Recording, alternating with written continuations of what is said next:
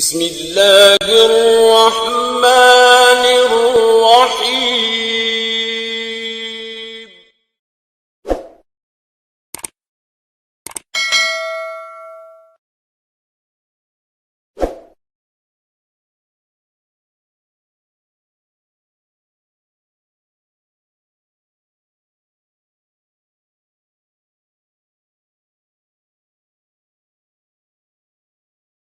إن الحمد لله نحمده ونستعينه ونستغفره ونعوذ بالله من شرور أنفسنا ومن سيئات أعمالنا من يهده الله فهو المهتد ومن يضلله فليس له وليا مرشدا. الصلاة والسلام على خير خلقه محمد وآله وصحبه أجمعين. أما بعد فأعوذ بالله من الشيطان الرجيم. بسم الله الرحمن الرحيم. يريدون أن يطفئوا نور الله بأفواههم ويأبى الله إلا أن يتم نوره ولو كره الكافرون. معزز سامعین، ہم 10ویں پارے میں سورہ انفال اور سورہ توبہ کے اہم مضامین کو پوری وقت میں دستیاب وقت میں نہیں لے سکے تھے، تو سورہ انفال کے کچھ اہم مضامین ہم 11ویں پارے کے شروع میں لیں گے اور پھر 11ویں پارے کے مضامین آج لیں گے.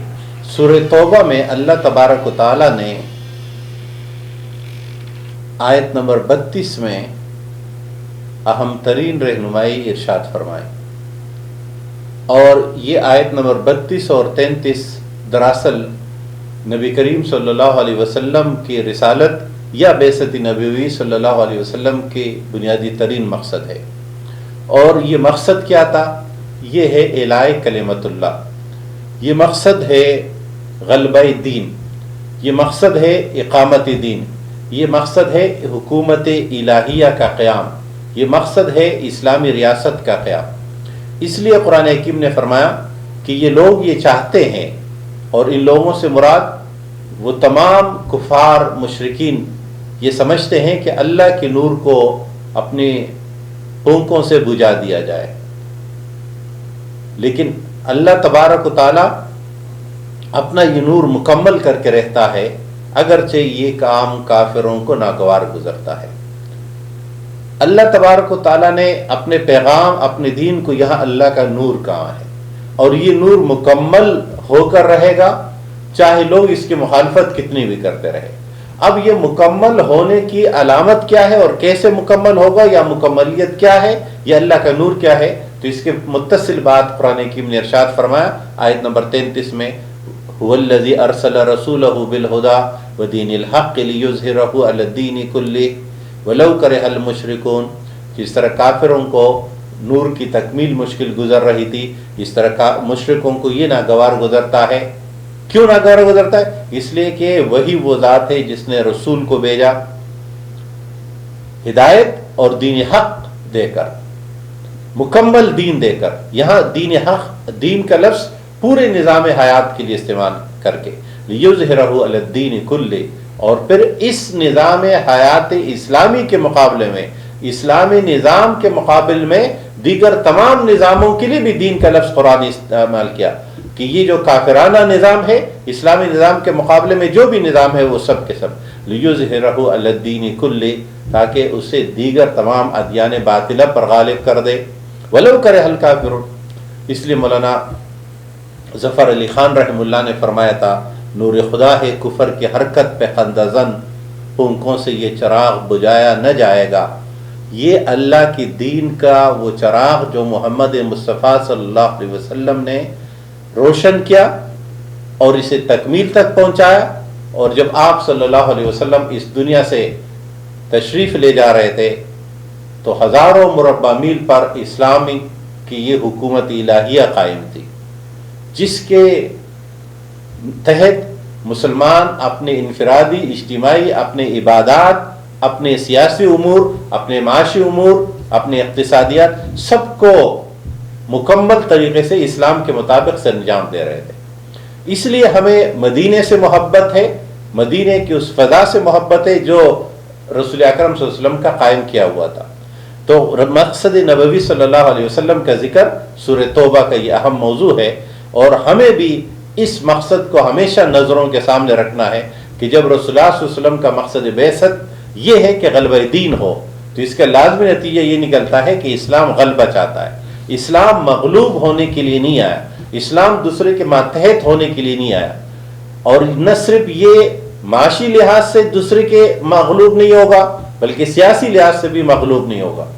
رسول اکرم صلی اللہ علیہ وسلم نے جو سیاسی نظام قائم کیا، جس میں آپ صلی اللہ علیہ وسلم کی حیثیت پیغمبر کے طور پر ہادی اور رہنما کی تھی، اور سب مسائل آپ کی طرف آتے تھے، آپ سب کو رہنمائی فراہم کرتے تھے۔ آپ کے بعد خلفائے راشدین نے یہ فریضہ سر انجام دیا، اور آج بھی مسلمان جہاں ہیں وہ اس نظام کے قیام کے لیے عملی طور پر کوشاں ہونا چاہیے کہ ہم پھر خلافت کا یہ نظام قائم کر سکیں۔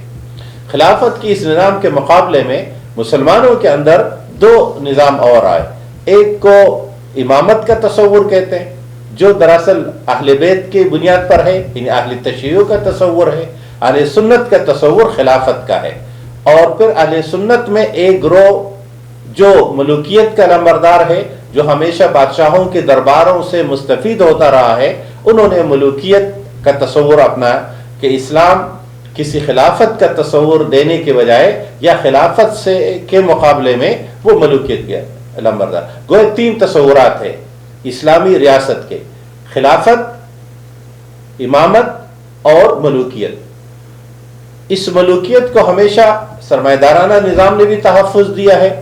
آج بھی بین الاقوامی طور پر اچھا سمجھا جاتا ہے ملوکیت، چاہے وہ ملٹری ڈکٹیٹرشپ ہو، یا وہ خاندانی ہو، یا وہ سویلین لحاظ سے ہو، بس جو قابل قبول نہیں ہے وہ خلافت کا نظام قابل قبول نہیں۔ اس لیے دنیا بھر میں سہولتیں فراہم کی جائے گی، اگر آپ نظاماتی کشمکش کی بات نہیں کریں گے، اگر آپ اسلامی نظام کی بات نہیں کریں گے، اگر آپ اسلامی نظام کے مقابلے میں باقی تمام نظاموں کو غلط ہونے کی بات نہیں کریں گے، تو دنیا آپ کو ٹنڈے پیٹوں برداشت بھی کرے گی، آپ کے ساتھ معاون اور مددگار بھی ہوگی، لیکن اگر آپ اسلامی نظام کی بات کریں گے تو پھر آپ کو برداشت نہیں کیا جائے گا، اور پھر وہ سب صورتیں ہوگی جو تاریخ کے مختلف مراحل میں ہم دیکھتے ہیں۔ سورہ توبہ میں آیت نمبر 34 میں قرآن حکیم ایک اور رہنمائی ارشاد فرماتا ہے، اور یہ رہنمائی ہے دراصل مال کے مطابق ہمارا رویہ، ایک مسلمان کا مالی رویہ کیا ہونا چاہیے۔ قرآن حکیم نے فرمایا یا ایھا الذین آمنوا ان کثیرا من الاحبار والرہبان لیأکلون اموال الناس بالباطل، کہ اے ایمان والوں، اہل کتاب کے بہت سارے علماء اور رہبان وہ ہیں جو لوگوں کے مال ہڑپ کرتے رہتے ہیں مختلف طریقوں مختلف بہانوں سے، اور اللہ کی راہ سے روکتے ہیں۔ اور پھر فرمایا والذین یکنزون الذھب والفضہ، جو لوگ جمع کرتے ہیں، خزانے بھرتے ہیں، بینک بیلنس بڑھاتے ہیں، اور مختلف طریقوں سے اپنے معاشی اسٹیٹس کو بلند کرنے کی لیے کاوشیں کرتے ہیں، سونا اور چاندی جمع کر کے جو خزانے بھرتے ہیں، وَلَا يُنْفِقُونَهَا فِي سَبِيلِ اللَّهِ، اور اللہ کی راہ میں خرچ نہیں کرتے، فَبَشِّرْهُمْ بِعَذَابٍ عَلِيمٍ۔ قرآن حکیم کا یہ خطاب اہل ایمان میں سے، کہ مسلمانوں میں سے، اہل ایمان میں سے وہ لوگ جو سونے اور چاندی یعنی مالیات کے ڈھیر تو جمع کرتے ہیں لیکن اللہ کی راہ میں خرچ نہیں کرتے۔ انفاق فی سبیل اللہ کا یہ وہ درجہ، یہ وہ مقام ہے جس کے نہ کرنے والوں کے لیے قرآن حکیم نے فبشرہم بعذاب علیم، دردناک عذاب۔ اور یہ دردناک عذاب اس بنیاد پر ہے کہ دراصل انفاق اللہ کا حکم ہے، جیسے کہ نماز، روزہ اور حج حکم ہے، تو ہم جب باقی فرائض کی ادائیگی کرتے ہیں تو انفاق فی سبیل اللہ کی ادائیگی بھی لازمی ہے، چونکہ انسان ہمیشہ مال کو اپنے محبوب ترین چیزوں میں سے اولین درجہ دیتا ہے۔ اس لیے قرآن حکیم جہاں جہاں انفس یعنی جانوں کی قربانی یا جسمانی عبادات کا ذکر کرتا ہے، وہاں قرآن حکیم مالی عبادات کو بھی اتنی اہمیت سے بیان کرتا ہے۔ اب فرق کیا ہے؟ مال تو کسی کے پاس زیادہ کسی کے پاس کم، یہ بھی اللہ کی تقسیم ہے، نہ تو زیادہ ہونا کامیابی اور قرب خداوندی کی علامت ہے، اور نہ مال کا کم ہونا یہ اللہ تبارک و تعالیٰ سے دوری کی علامت ہے۔ اللہ سے قرب اور دوری کی علامت دراصل مال کے استعمال کا ہمارا رویہ ہے۔ قرآن حکیم اسی مال کو کنز ٹھہراتا ہے، جب بقول رسول اکرم صلی اللہ علیہ وسلم کہ جب اس مال سے فرضی صدقات یعنی زکوٰۃ ادا نہیں ہو، یہ سب سے بڑی پہچان ہے، اور پھر اسے مختلف موقعوں پر دین کے لیے، مسلمانوں کے لیے اپنے مال میں سے کچھ حصہ خرچ نہ کیا جائے۔ حالانکہ جو ہم انفاق کرتے ہیں وہ بھی اللہ تبارک و تعالیٰ کی کسی اکاؤنٹ میں جمع نہیں ہوتا، ہمارے ہی اکاؤنٹ میں جمع ہوتا ہے، ہمارے ہی رشتہ دار، دوست اور احباب کو، ہمارے معاشرے، ہمارے خاندانوں، ہمارے اڑوس پڑوس میں خرچ ہوتا ہے۔ اس لیے جو لوگ یا جو معاشرہ انفاق کی ذمہ داری کو سر انجام نہیں دیتا یا چھوڑ دیتا ہے، وہ معاشرہ دین کے بقیہ امور میں بھی پیچھے جانا شروع کر دیتا ہے۔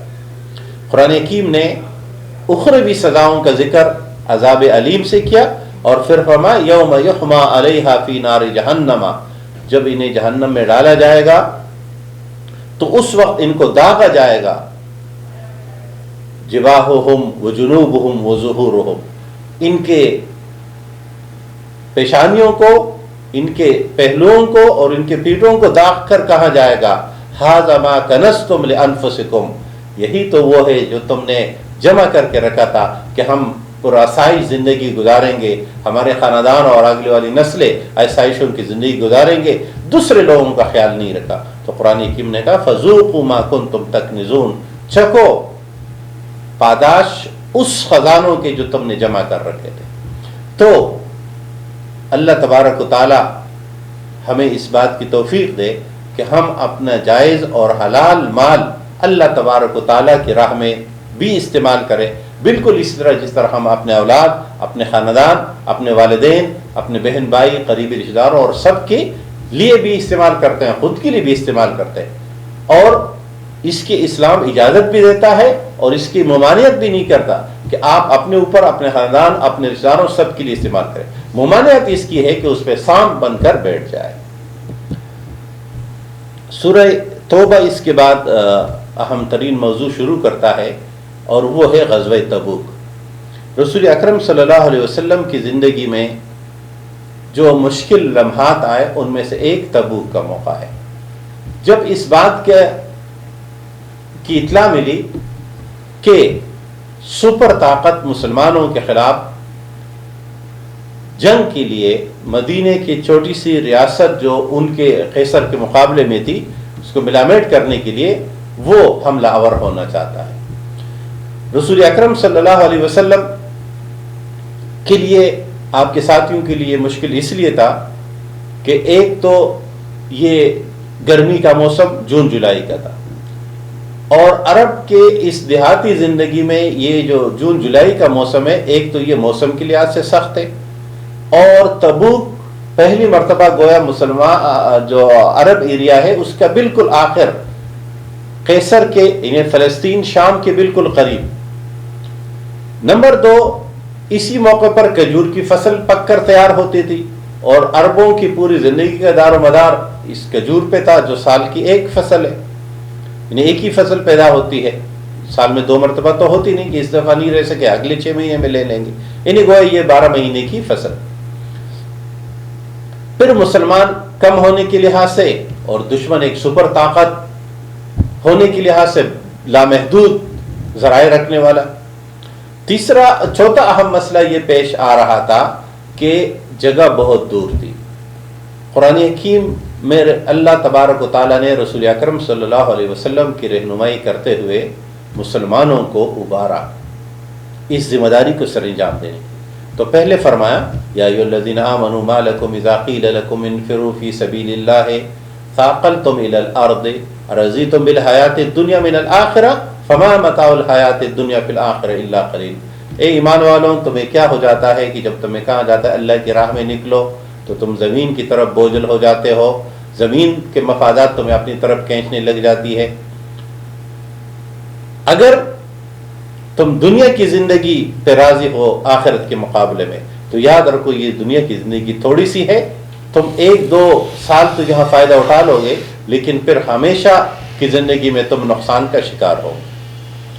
اور تنبیہ کرتے ہوئے ارشاد فرمایا الا تنفروا يعذبكم عذابا علیما، اگر تم نہیں نکلو گے جہاد فی سبیل اللہ کے لیے، قتال فی سبیل اللہ کے لیے، تبوک کی طرف نہیں جاؤ گے تو اللہ تبارک و تعالی تمہیں تو عذاب دے دے گا، لیکن وَيَسْتَبْدِلْ قَوْمًا غَيْرَكُمْ، تمہاری جگہ اور مومنین ایمان قبول کریں گے، اور وہ اللہ کے راہ پر اقامت دین کی جدوجہد، اسلامی ریاست کے قیام کے لیے جنگ بھی کریں گے اور قتال بھی کریں گے۔ اور یاد دلایا اللہ نے کہ دیکھو تمہاری مدد ہم اس وقت کر چکے تھے، ابھی تو تم اتنے سارے ہو، لیکن جب تم ایک غار میں تھے، اذ اخرجہ الذین کفروا، اگر تم نے اس رسول کی مدد نہیں کی، الا تنصروہ، اگر تم رسول کا ساتھ نہیں دو گے تو فقط نصرہ اللہ، اللہ نے تو اپنے رسول کے اس وقت مدد کی، اذ اخرجہ الذین کفروا، جب کافروں نے انہیں نکالا۔ اور یہ جو رسول اکرم صلی اللہ علیہ وسلم کی ہجرت کا مرحلہ ہے، یہ بھی کوئی اتنا آسان کام نہیں تھا۔ آپ صلی اللہ علیہ وسلم کو بھی، ہم میں سے ہر شخص کو اپنے وطن سے محبت، رسول اللہ علیہ وسلم کو بھی محبت تھی، اس لیے آپ جب نکل رہے تھے تو آپ نے کہا اے مکہ تو مجھے بڑا عزیز ہے، لیکن تیرے رہنے والوں نے مجھے یہاں رہنے نہیں دیا، تو میرے آبا و اجداد کا مسکن ہے۔ اور حضرت بلال یا حضرت ابوبکر صدیق دونوں کے مشہور واقعات ہیں کہ جب وہ مدینہ گئے ہجرت کر کے تو انہیں مکے کی یاد ستاتی تھی تمام مہاجرین کو، تو اس کے باوجود جس وطن سے محبت ہے وہ چھوڑنے کا مرحلہ رسول اللہ علیہ وسلم نے اختیار کیا۔ تو قرآن حکیم نے فرمایا ہم نے اس وقت اس رسول کی مدد کی جب کافروں نے نکالا، ثانی اثنین، جب وہ دو میں دوسرا تھا، اذ ہما فی الغار، اور غار میں، یعنی حضرت ابوبکر صدیق اور حضرت محمد مصطفیٰ صلی اللہ علیہ وسلم، اذ یقول لصاحبہ لا تحزن ان اللہ معنا، جب رسول اپنے ساتھی سے کہہ رہا تھا گھبرانا نہیں، اللہ ہمارے ساتھ ہے۔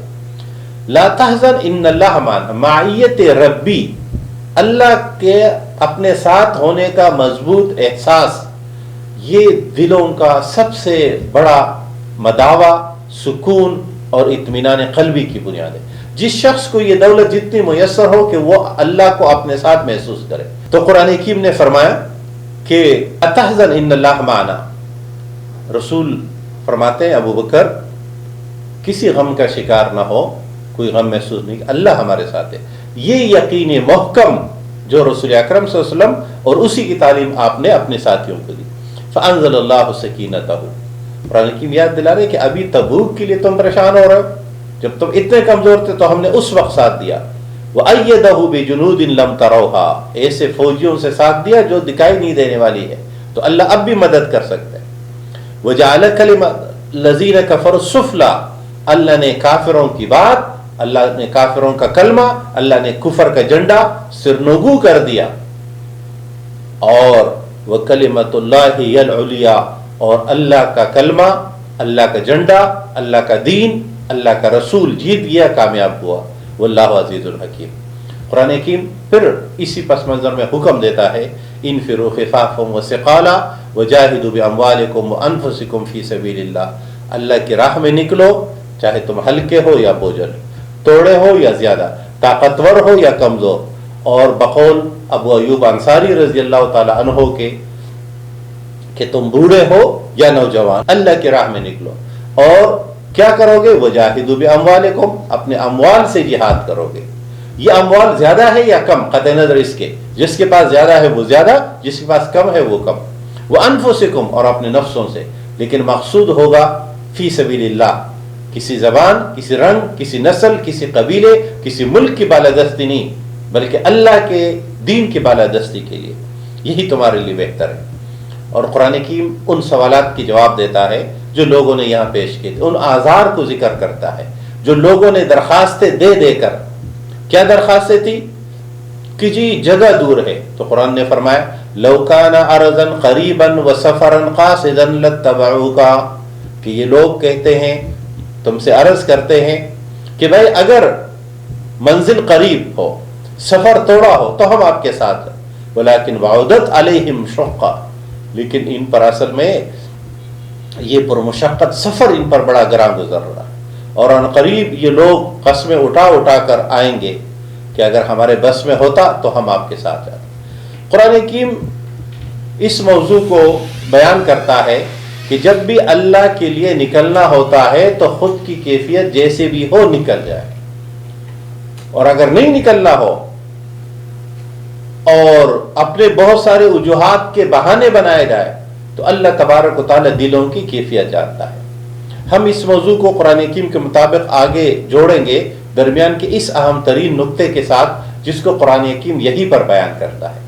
بات تبوک کی ہو رہی ہے، بات الہی کلمت اللہ کی ہو رہی ہے، بات اللہ کے دین کے لیے اپنا سب کچھ قربان کرنے کی ہو رہی ہے، تو قرآن حکیم فرماتا ہے انما الصدقات للفقراء والمساکین والعاملین علیہا والمؤلفۃ قلوبہم وفی الرقاب والغارمین وفی سبیل اللہ وابن السبیل فریضۃ من اللہ واللہ علیم حکیم، کہ یہ جو کچھ تم اللہ کے نام پر دیتے ہو، یہ تمام صدقات، انما الصدقات، یہ تمام صدقات للفقراء۔ قرآن حکیم یہاں مصارف ذکر کرتا ہے، مدات کو ذکر کرتا ہے، تو پہلا مد بتایا فقراء، اور فقراء سے مراد وہ تمام مستحقین ہے جن پہ خرچ کیا جائے، چاہے یہ عارضی مستحق ہو یا مستقل مستحقین ہو۔ تو قرآن حکیم نے فرمایا کہ یہ صدقات تو فقراء کے لیے، اور فقیر وہ ہے جو اپنی ضرورت کی چیزیں نہیں رکھتا، چاہے آج نہیں رکھ رہا ہے، کل اس کے پاس موجود تھی اور کل کا پھر امکان ہے کہ موجود ہو، لیکن لمحے موجود میں اگر وہ ضرورت مند ہے، وہ مستحق ہے، تو اس کے ساتھ تعاون کرنا چاہیے۔ اور یہ تقسیمات دراصل ہے زکوٰۃ کے مصارف کے، یعنی فرض صدقات جو ہے، جس میں سب سے پہلا ہے زکوٰۃ۔ دوسرے نمبر پر فرمایا والمساکین، یہاں واو عطف کا ہے، للفقراء میں لام داخل ہے، اور یہ لام ملکیت کے لیے ہے کہ یہ فقراء کو جو زکوٰۃ دی جائے گی تو یہ مکمل طور پر ان کو مالک بنا کر دیا جائے گا، عارضی طور پر نہیں کہ کل واپس کرو گے۔ قرآن حکیم اس کو معاشرے میں تقسیم کر کے بتاتا ہے۔ یہ بھی درست ہے کہ کسی ایک فقیر، پہلے مد والے کو، ایک فقیر کو دیا جائے تاکہ وہ اپنی ضروریات پوری کرے، اور اگر کوئی شخص زکوٰۃ نکال کر سب کو دیتا ہے تو بھی ٹھیک ہے۔ لیکن موجودہ زمانے میں اس کی ایک بہت بڑی مشکل ہمارے سامنے یہ پیش آتی ہے کہ زکوٰۃ دینے والوں میں اور زکوٰۃ حاصل کرنے والوں میں ایک گیپ ہے، ایک فاصلہ ہے۔ زکوٰۃ دینے والے اپنی مصروفیات کی وجہ سے، اپنے مختلف آزار کی وجہ سے یہ ممکن نہیں کر پاتے کہ وہ ایک ایک مستحق کو تلاش کرے اور وہاں جا کر زکوٰۃ ادا کرے۔ اس لیے موجودہ مصروف زمانے میں اللہ نے یہ کرم کیا ہے کہ مختلف دینی ادارے وہ اجتماعی لحاظ سے ہماری زکوٰۃ اکٹھی کر کے مستحقین تک پہنچاتے ہیں، عزت کے ساتھ، احترام کے ساتھ، اور ان کی عزت نفس کو ملحوظ خاطر رکھتے ہوئے۔ یہ سب سے بڑی آسان سہولت ہے۔ ہاں، یہ بات درست ہے کہ اگر کسی خاندان میں، کسی گھر میں کوئی مستحق ہے تو اس کی بھی مدد ہونی چاہیے، لیکن اگر ہم پہنچ نہیں پاتے تو دراصل یہ جو مختلف دینی ادارے ہیں جن میں سب ایک اعتماد کے ایک علامت اور ایک مرکزی ادارہ، ایک اہم ادارہ وہ الخدمت کا ہے، تو وہ بھی ہمارے ساتھ یہ تعاون کرتا ہے، ان کے کارکنان ہمارے ساتھ مدد کرتے ہیں کہ ہماری زکوٰۃ کو وہ دیانتداری کے ساتھ مستحقین تک پہنچاتے ہیں۔ ان کے ساتھ تعاون بھی کرنا چاہیے اور ان کے لیے دعائیں بھی کرنی چاہیے کہ اللہ تبارک و تعالیٰ ان کی ان محنتوں کو قبول فرمائے۔ تو قرآن حکیم مدات بیان کرتا ہے فقراء، مساکین، اور مسکین کا مطلب وہ جس کو فوراً کوئی چیز میسر نہیں ہو، والعاملین علیہا، اور یہاں یہ بات پھر یاد رہے کہ دراصل تو زکوٰۃ جمع کرنا اور تقسیم کرنا یہ اسلامی ریاست کی ذمہ داری ہے۔ جو لوگ اسلامی ریاست یا خلافت یا حکومت الہیہ یا اقامت دین کی اس تصور سے ناشنا ہیں، یا اپنے آپ کو ناشنا رکھنا چاہ رہے ہیں، یا اس کی اہمیت کے قائل نہیں، وہ ان ذمہ داریوں کی ادائیگی کے لیے دین کے اس تصور کے یا تو محدود کرتے ہیں اور یا کہتے ہیں کوئی بھی یوں کر لے۔ تو دراصل اسلامی اجتماعیت یا اسلامی نظام ریاست میں دینی ذمہ داریاں سر انجام دینا بھی اسلامی ریاست کی ذمہ داری ہے، اور وہ کیا ہے؟ والعاملین علیہا، اسلامی ریاست جن لوگوں کو اس کے لیے ذمہ دار بناتی ہے ان پہ بھی خرچ کیا جا سکتا ہے۔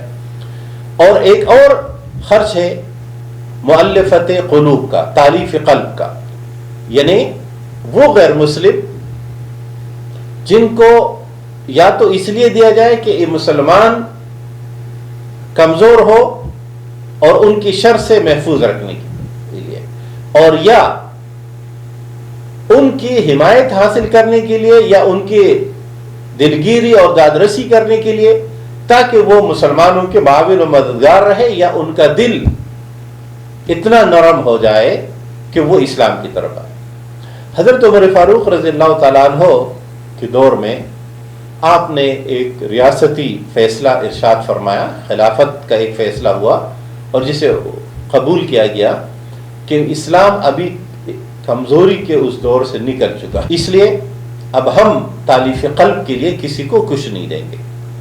رسول اللہ صلی اللہ علیہ وسلم اور حضرت ابوبکر صدیق کے دور تک تالیف قلب کے لیے دیا جاتا رہا، جس طرح ایک وقت میں حضرت ابو سفیان رضی اللہ تعالیٰ عنہ کو بھی بہت کچھ دیا گیا۔ یہ سب تالیف قلب کی مختلف صورتیں اور علامات تھیں۔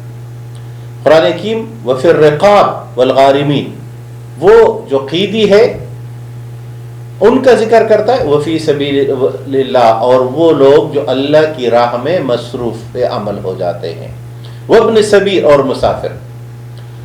یہ تمام مدات میں دو مدات کی وضاحت بہت ضروری ہے۔ ایک اس میں ہے فی سبیل اللہ۔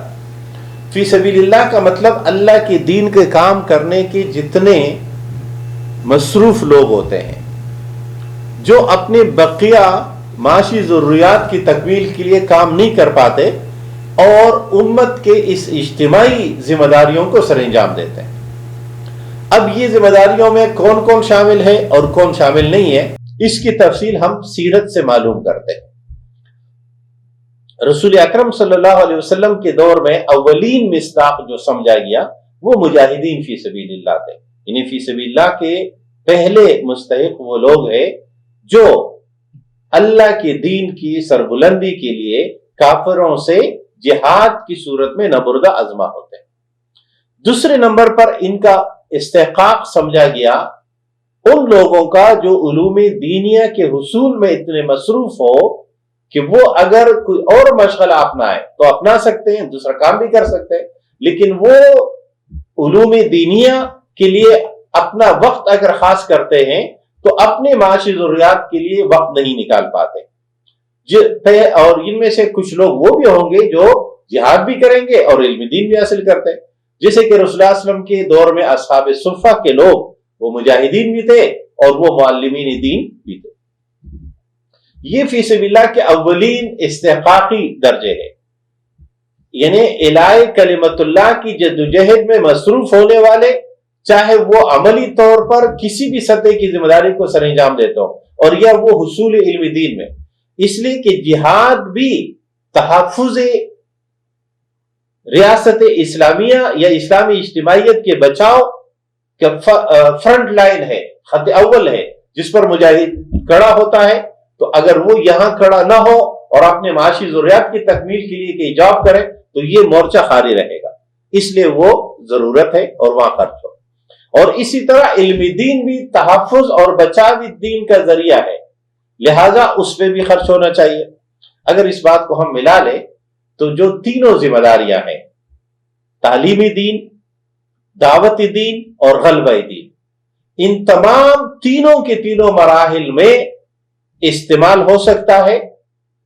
مولانا مودودی رحمۃ اللہ علیہ نے یہاں بہت اچھا جملہ ذکر کیا ہے کہ فی سبیل اللہ کے مد اتنا عام نہیں ہے کہ رفع عامہ کے سب کام اس میں شامل ہو، اور اگر ہم فی سبیل اللہ میں رفع عامہ کے سب کام شامل کر لیں تو پھر بقیہ جو استحقاق زکوٰۃ کی فہرست قرآن حکیم نے ذکر کی یا مستحقین کی یا مصارف کی، تو ان مصارف کے الگ الگ ذکر کرنے کی معنویت ختم ہو جاتی ہے۔ پھر تو ایک ہی فی سبیل اللہ کی مصرف کو ذکر کر دیتے، یہ باقی سب اس میں داخل تھے۔ تو تمام مصارف کا الگ الگ سے ذکر کرنے کا مقصود یہ ہے کہ کچھ اس میں جائے گا، کچھ اس میں جائے گا اور کچھ فی سبیل اللہ میں استعمال ہوگا۔ وہ فی سبیل اللہ مرکزی عنوان ہے، بڑا عنوان ہے، اہم ترین عنوان ہے، اور بقیہ عنوانات اس کے ساتھ شامل ہیں۔ لیکن ہم زیادہ زور عموماً اس پہ لگاتے کہ زکوٰۃ کا مستحق کون ہے۔ اسلام میں زکوٰۃ نکالنے کا طریقہ تو قرآن سکھاتا ہے، لیکن زکوٰۃ حاصل کرنے کا طریقہ قرآن اسلام نہیں سکھاتا۔ یعنی مسلمانوں کی ذمہ داری زکوٰۃ کی ادائیگی کی ہے کہ ہر شخص کوشش کرے گا کہ میں اپنی زکوٰۃ ادا کروں۔ ہمارے دینی ادارے ہم سے تعاون یہ کرتے ہیں کہ زکوٰۃ کی ادائیگی آپ کا فرض ہے، اور الخدمت آپ کے ساتھ تعاون کرتی ہے کہ آپ کے فرض کی ادائیگی میں آپ کے ساتھ معاونت اور مدد کرے۔ یہ جو لوگ لائنوں میں لگتے ہیں، لوگ کوشش کرتے ہیں، لوگ اپروچ کرتے ہیں، ان میں عموماً وہ لوگ بھی ایک بڑی تعداد میں ہم مشاہدہ کرتے ہیں کہ جو مستحقین نہیں ہوتے لیکن انہیں طریقے بہت آتے ہیں، وہ زیادہ تر امداد حاصل کر لیتے ہیں، وہ زیادہ زکوٰۃ حاصل کر لیتے ہیں، اور جو مستحق اور ضرورت مند ہوتے ہیں وہ عموماً پیچھے رہ جاتے ہیں۔ اس لیے قرآن حکیم نے ان سفید پوش ضرورت مندوں کا بھی ذکر کیا جو زکوٰۃ کے مستحقین بھی ہے اور ضرورت مند بھی ہے، لیکن وہ لحاف کی طرح پاؤں سے لپٹ کر مانگتے بھی نہیں ہے۔ قرآن حکیم سورہ توبہ 11ویں پارے کے آغاز سے ارشاد فرماتا ہے، یا تذرون الیکم اذا رجعتم الیہم قل لا تعتذروا لن نؤمن لکم قد نبأنا اللہ من الاخبار۔ اللہ تبارک و تعالی نے رہنمائی فرمائی غزوہ تبوک میں ان لوگوں کے بارے میں جو شریک نہیں ہو سکے۔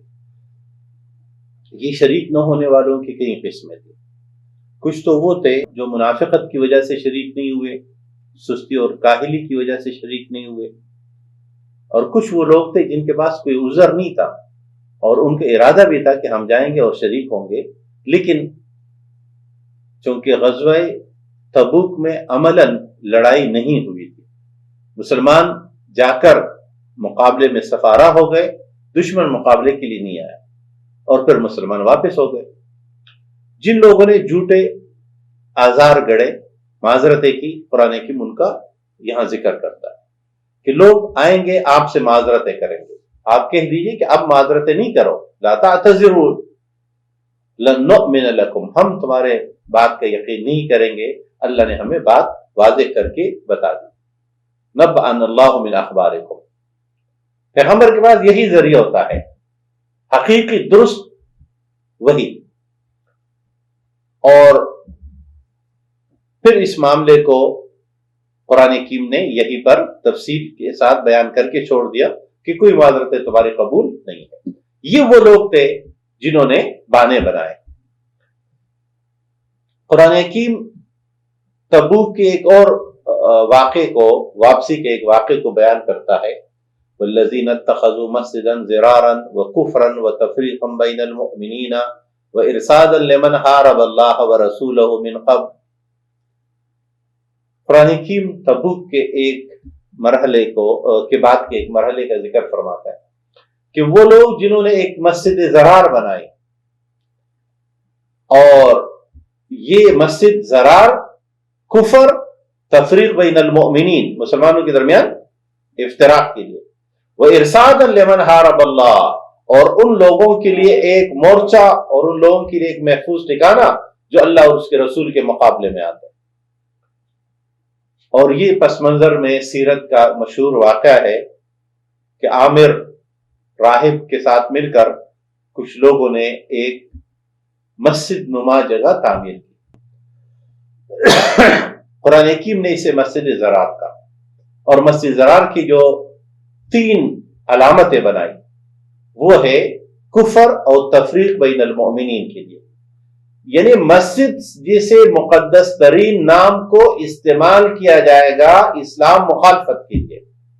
یہاں سے اصول یہ بنا کہ شیطان اسلامی تعلیمات، اسلامی شعائر کو بھی اس کے نام لیوا مسلمانوں میں سے جو شیطانیت کے علمبردار ہے وہ اسے لیں گے، اختیار کریں گے نیک اور اچھے ناموں سے، دینی تعلیمات کے ناموں سے، اور مقصود اس کا اسلامی تعلیمات کے خلاف کی کاوشیں ہوں گی۔ یہاں جس علامت کو استعمال کیا گیا وہ ہے مسجد کو.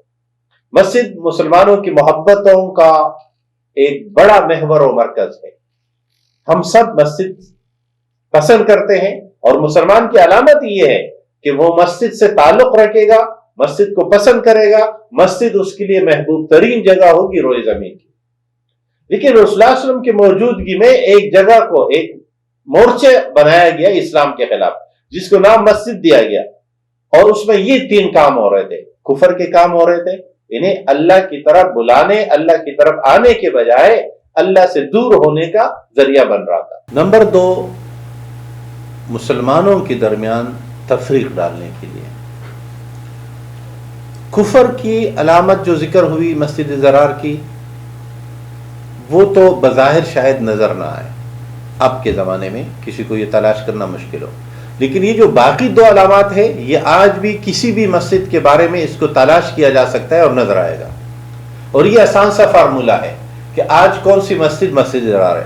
ہماری بدقسمت یہ ہو گئی کہ ہر مکتب فکر والا اپنی مسجد کے قریب مخالف کی دوسری مسجد کو شاید یہ لفظ استعمال کرتا ہے, لیکن یہ غلط ہے. موجودہ مسلمان مکاتب فکر کی جتنے مساجدیں ہیں سب مسجد ہے, سب میں نماز ہو سکتی ہے, سب میں نماز ادا کرنی چاہیے, جب تک کہ کسی امام کے بارے میں ذاتی طور پر یقینی معلومات نہ ہو کہ اس میں یہ غلطی ہے. اور اگر ایسا کوئی ہے تو قطع نظر اس کے کہ وہ کس مکتب فکر سے تعلق رکھتا ہے اس کے پیچھے نماز ادا نہیں کرنی چاہیے.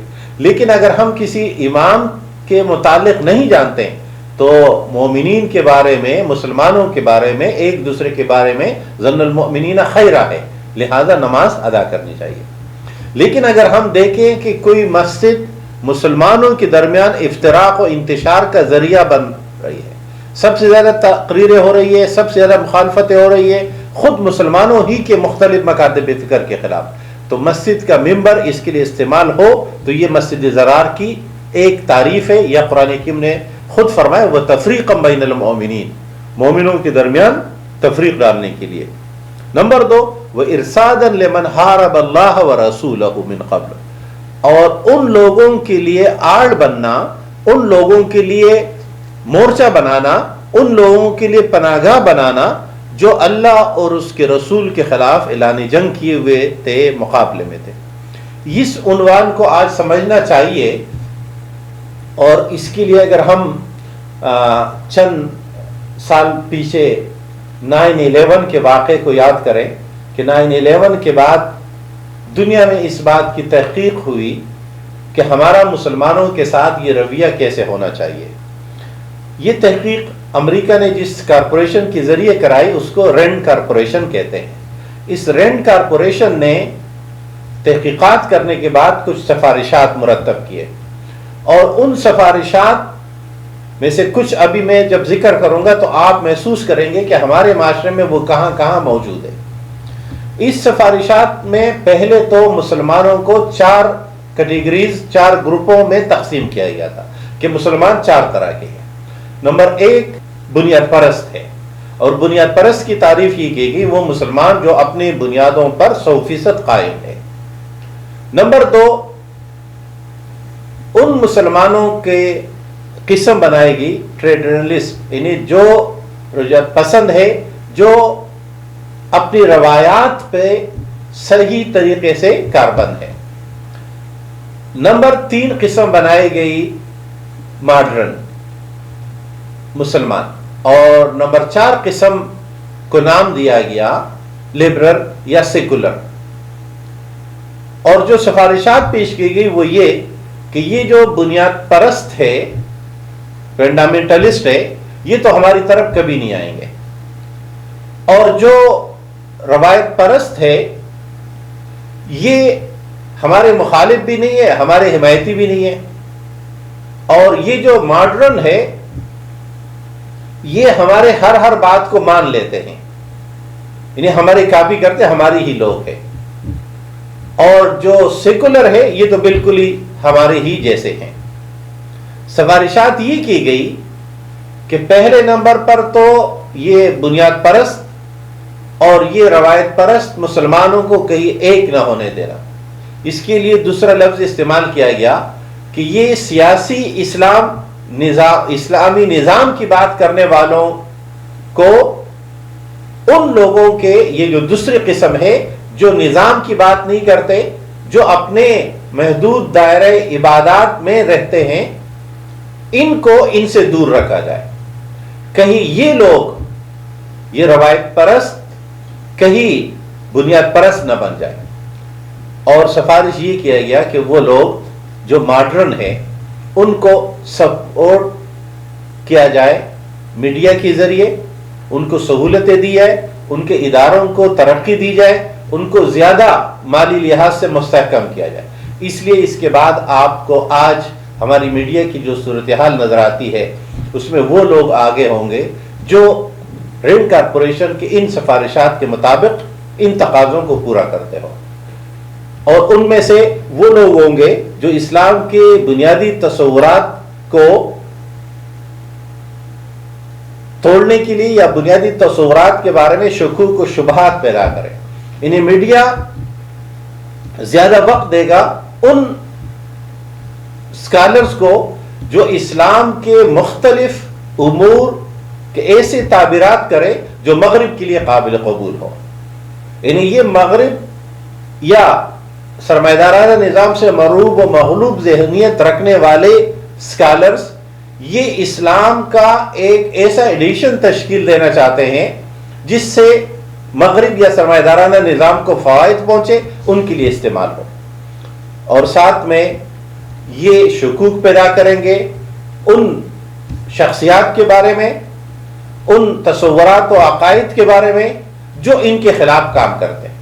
تو اس موقع پر میں یہ درخواست کروں گا کہ رینڈ کارپوریشن کی سفارشات کو ایک مرتبہ ہم پھر دیکھ لیں تاکہ یہ معلوم ہو کہ آج ان سفارشات پہ کس حد تک عمل درآمد ہو رہا ہے، اور معاشرے میں اسلام کے مبادیات کو، اور خصوصاً جو اس میں ایک سفارش تھی وہ یہ تھی کہ جو سیاسی مسلمان ہیں ان اور وہ مسلمان جو سیاسی امور میں دلچسپی نہیں لیتے، کہیں یہ غیر سیاسی یہ سیاسی نہ بن جائے.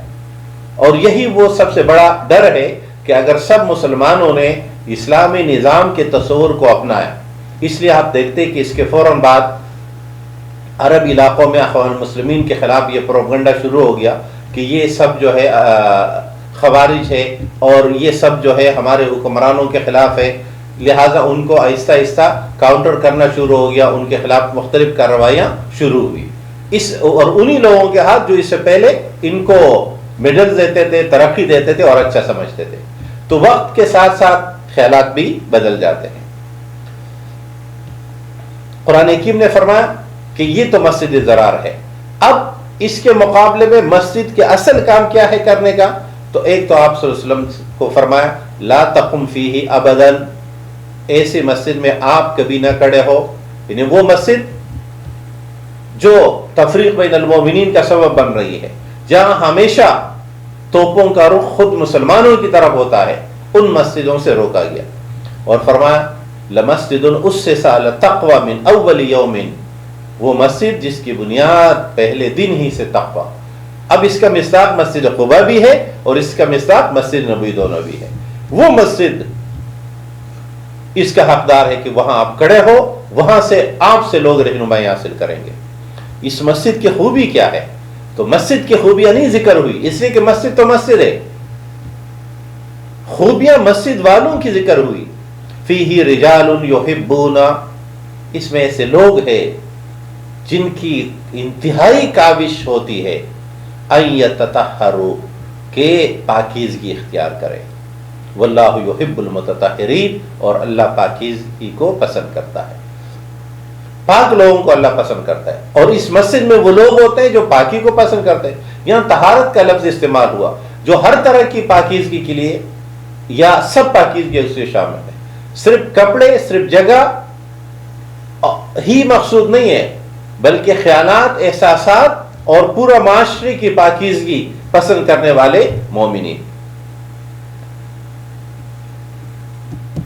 قرآن حکیم سورہ توبہ 11ویں پارے میں ایک اور رہنمائی آیت نمبر 111 میں ارشاد فرماتا ہے، اور یہ آیت جامع آیت ہے، مشہور آیت ہے، اور بالعموم ہم دروس وغیرہ میں اس آیت کو اس بنیاد پر لیتے ہیں کہ یہ جامعیت کے ساتھ مومنوں کی زندگی گزارنے کا طریقہ سکھاتی ہے۔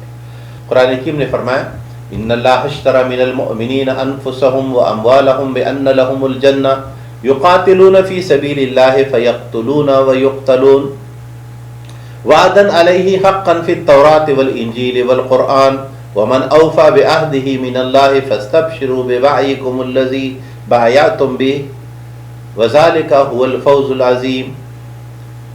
بے شک اللہ نے مومنوں سے خریداری کی، مومنوں سے کاروبار کیا، بزنس کیا، ان سے کچھ خریدا ہے۔ کیا خریدا ہے؟ انفسہم و اموالہم، ان کی جان اور مال خریدے ہیں۔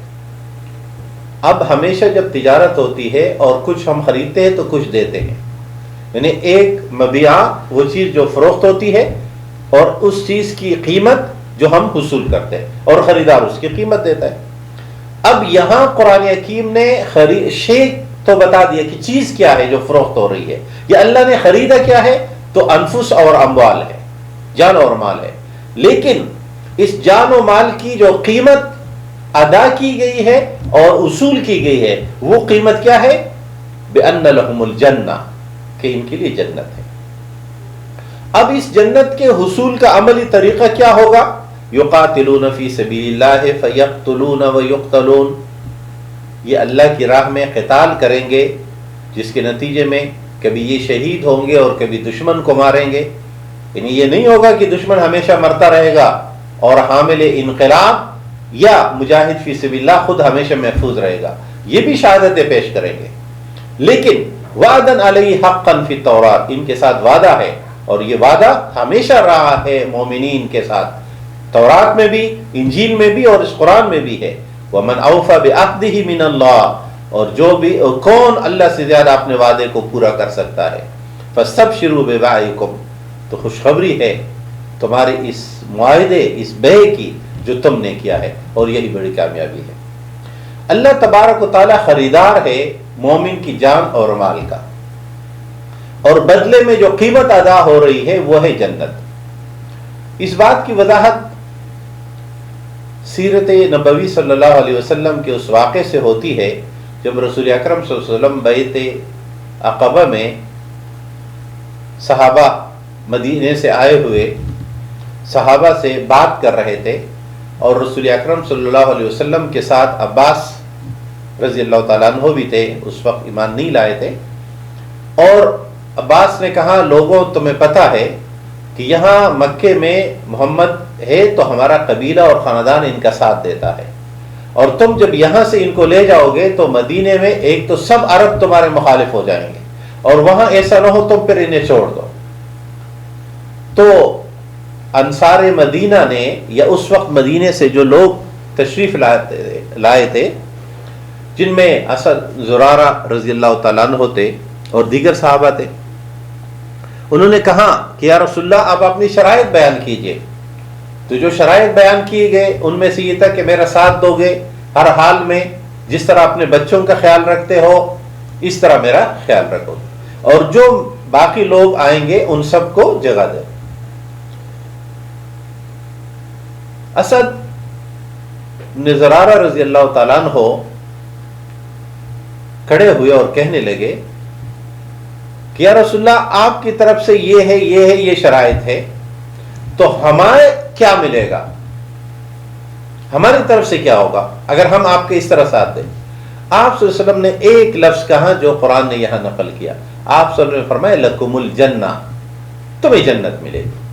اور جب یہ الفاظ آپ صلی اللہ علیہ وسلم نے ادا کیے تو انہوں نے فرمایا ربح البیع، عرب جب کسی معاہدے کو ڈن کرتے ہیں کہ طے ہو گیا تو وہ کہتے ہیں ربح البیع، بے فائدہ مند ہے، اور اس کے ساتھ بیعت عقبہ کی یہ بیعت تکمیل تک پہنچی۔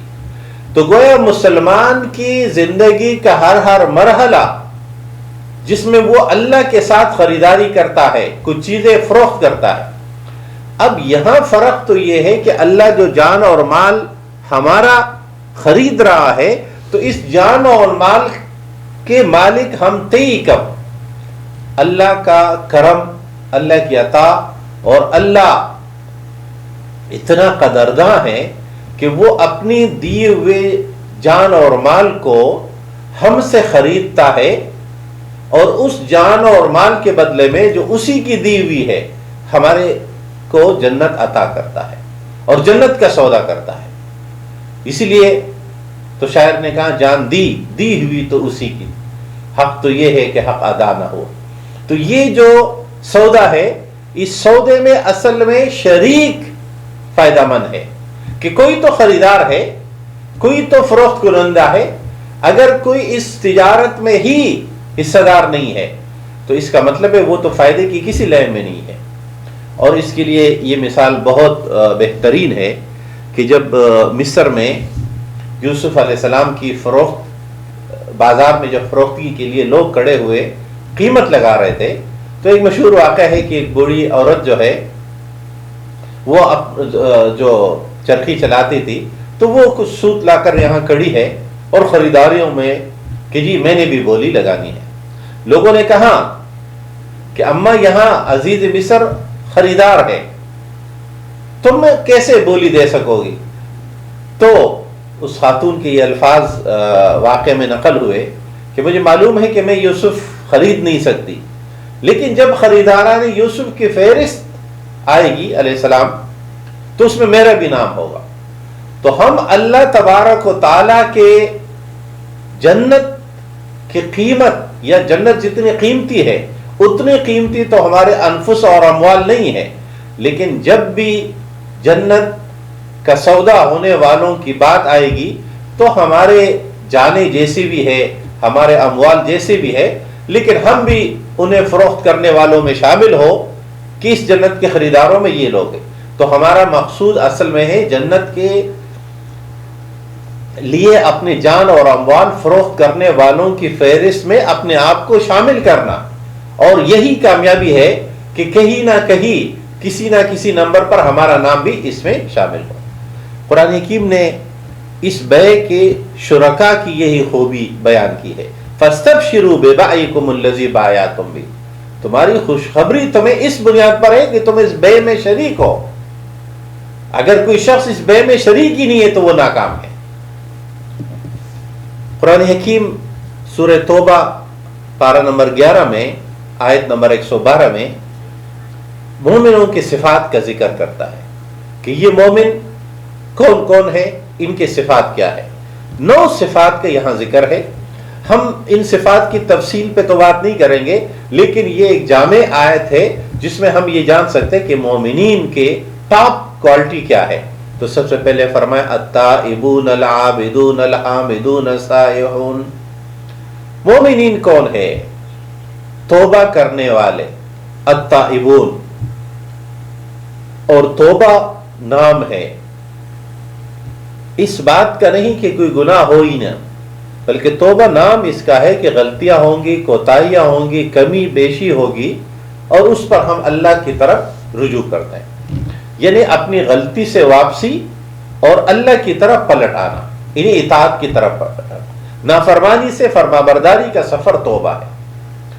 ہمارے مختلف اردو ڈکشنریوں میں توبہ کے معنی جب ذکر ہو گئے پیشمانی کے تو یہ ادھورا تصور ہے۔ صرف نادم گناہ اور غلطی پر ہر کوئی ہوتا ہے، اصل بات ہے گناہ پر ندامت کے بعد گناہ چھوڑنا، غلطی سے علیحدگی اختیار کرنا اور پھر اللہ کی طرف آنا۔